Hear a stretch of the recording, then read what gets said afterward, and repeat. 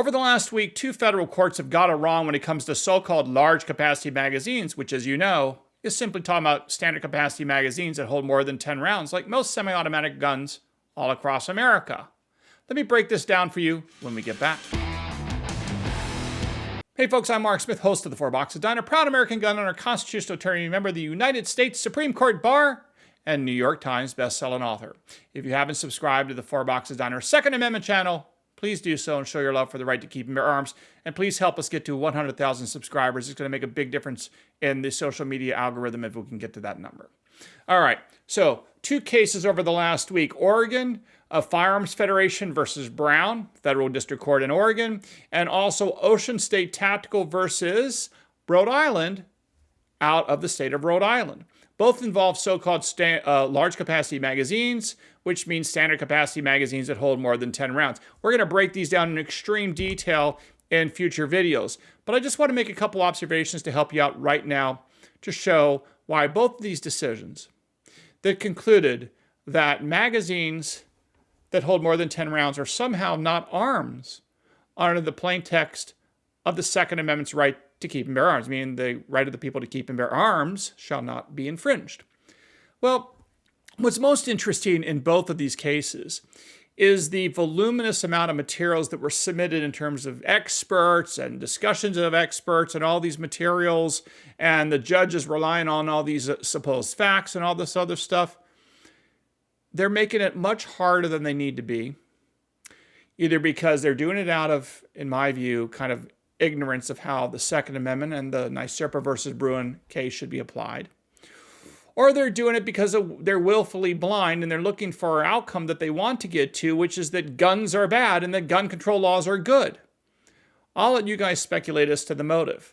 The bottom line is both of these decisions are clearly wrong for many reasons, but I just want to talk big picture for 1 second because I think it'd be helpful for you to know this when you discuss these issues going forward, because as you know, I want you to be the smartest person in the room, even if that requires you to talk about geeky topics that we often talk about here at the Four Boxes Diner. You see, I want you to step back and talk about information that courts use to interpret our Bill of Rights, specifically the Second Amendment. Now, let's just talk about the 2 most important, the most famous and significant modern-day cases involving the Second Amendment's right to keep and bear arms. You know them by name.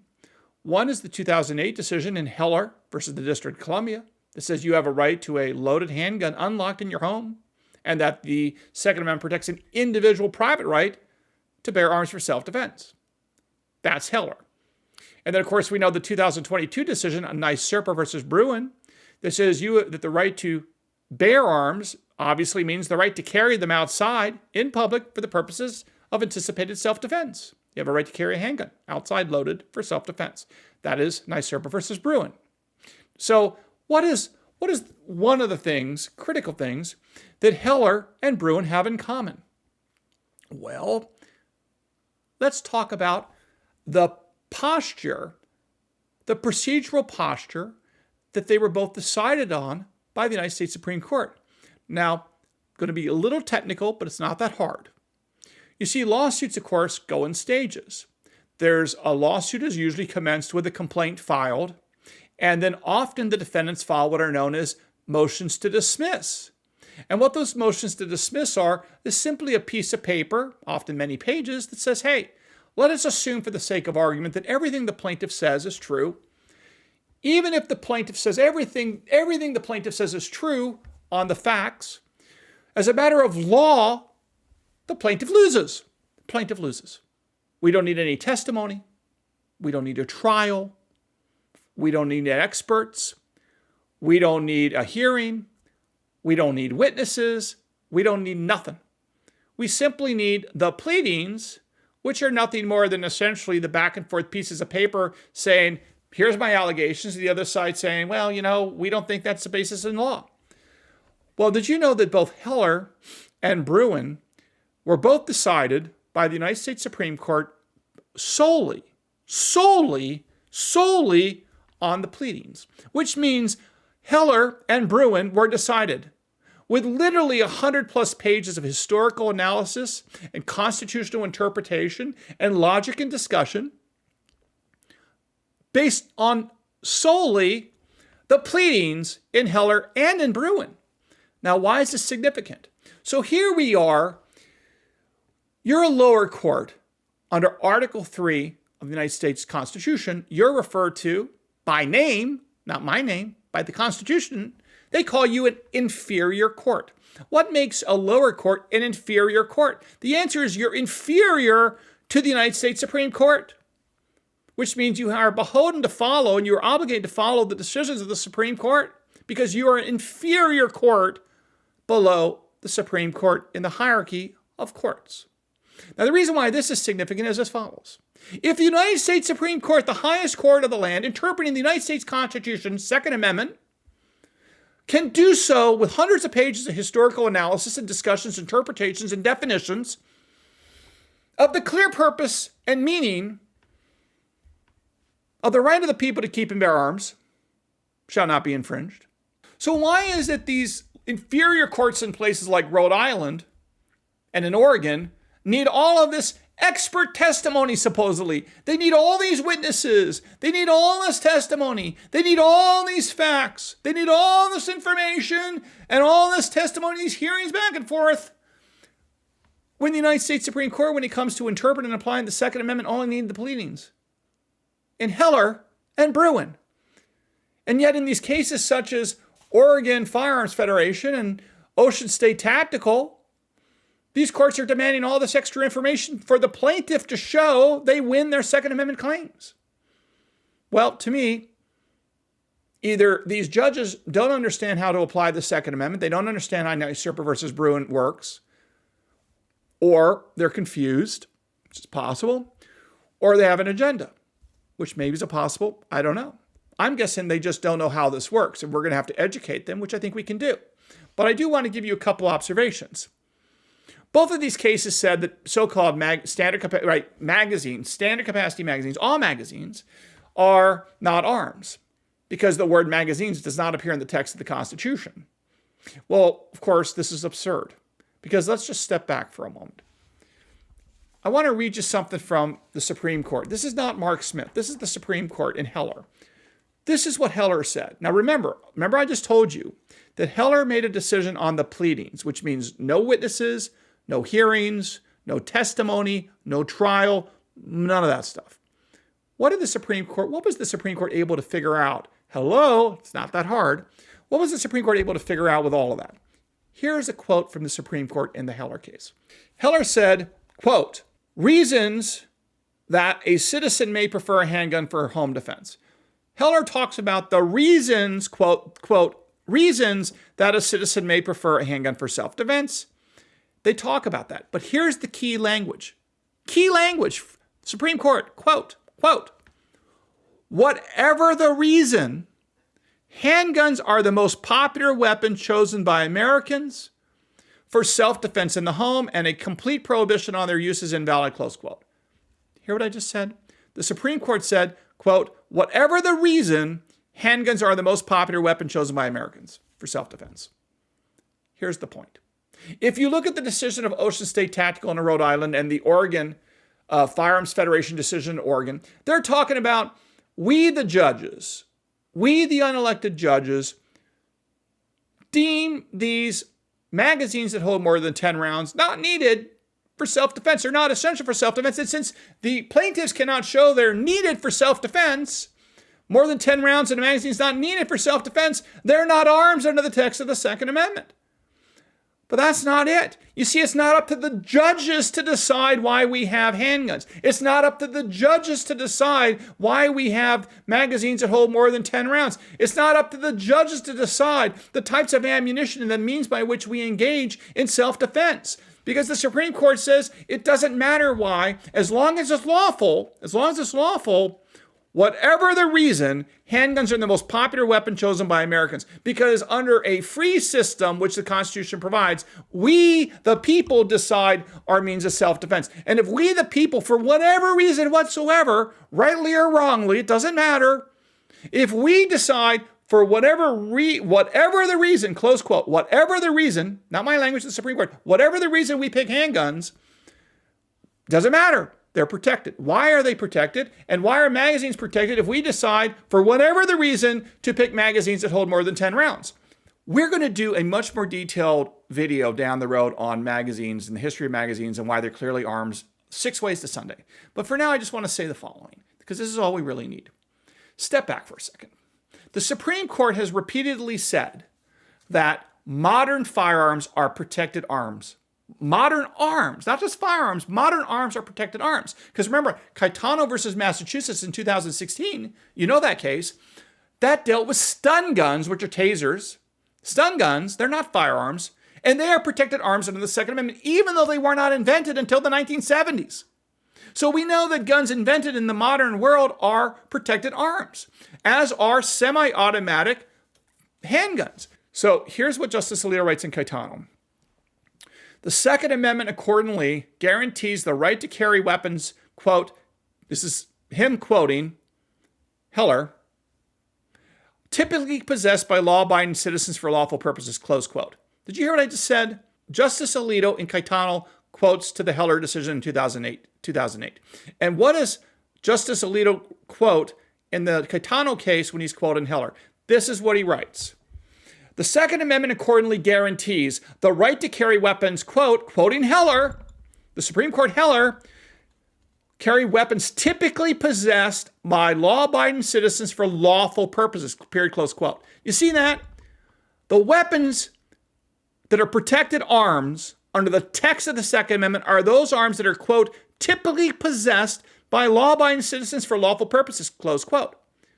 They do not have to have existed in the 18th century because stun guns were not invented until the 1970s. And as Alito writes in Caetano, quote, while stun guns were not in existence at the end of the 18th century, right, they came in the 70s, the same is true for weapons most commonly.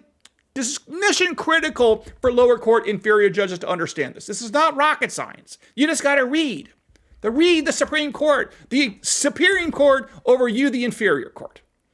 Quote, Justice Alito, while stun guns were not in existence at the end of the 18th century, the same is true for the weapons most commonly used today for self-defense, namely revolvers and semi-automatic pistols, period, close quote. Did you see what I just read? This is not Mark Smith making it up. This is Justice Alito talking about Heller in the Caetano case, and he says that talking about stun guns, they weren't in existence in the 18th century when the Second Amendment was written, but it doesn't matter because it's what is commonly used and commonly decided to be used by Americans today as arms for self-defense. He says, quote, the same is true for the weapons most commonly used today for self-defense, namely revolvers and semi-automatic pistols, period, close quote. Did you see that? So the United States Supreme Court in Caetano is talking about semi-automatic pistols. Now, semi-automatic pistols. What is an essential component of a semi-automatic pistol? We could even argue it's the case with a revolver, but let's not get technical with revolvers. Let's just lay focused on semi-automatic pistols. Well, semi-automatic pistols all have, ready, magazines. Whether it be fixed, detachable, doesn't matter. They have magazines. Because if you don't have a magazine with a semi-automatic pistol, what do you got? You got a single-shot firearm. A single-shot firearm. Now, Kathy Hochul and the Supreme Court of Massachusetts in the Caetano case, which was slapped down, don't forget, spanked by the Supreme Court of the United States. Any suggestion that we are limited to 18th century firearms like single-shot firearms, like a single-shot musket or single-shot dueling pistol, has already been rejected outright, repeatedly, by the United States Supreme Court. In fact, in Caetano, the per curiam decision, signed off by Edith Ruth Bader Ginsburg, right? She didn't dissent from this. She was on the court, right?